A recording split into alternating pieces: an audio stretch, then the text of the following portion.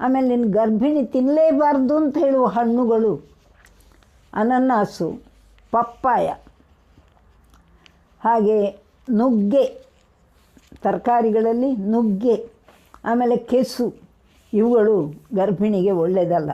ಯಾಕೆಂದರೆ ಅವುಗಳಲ್ಲಿ ರಕ್ತಸ್ರಾವವನ್ನುಂಟು ಮಾಡುವಂಥ ಗುಣವಿದೆ.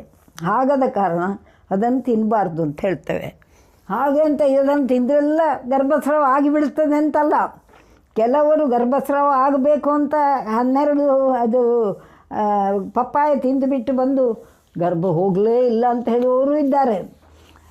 ಗರ್ಭವನ್ನು ಭಾಳ ಜಾಗ್ರತೆ ಮಾಡುವವರು 1 ತುಂಡು ಪಪ್ಪಾಯ ತಿಂದು ಬ್ಲೀಡಿಂಗ್ ಆಯಿತು ಅಂತ ಬರುವವರು ಇದ್ದಾರೆ. ಇದು 2 ಸಾಧ್ಯತೆ ಇದೆ.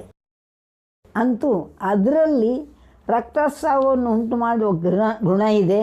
ಹಾಗಾದ ಕಾರಣ ಅದನ್ನು ಗರ್ಭಿಣಿ ತಿನ್ನಬಾರ್ದು ಅಂತ ಹೇಳೋದು.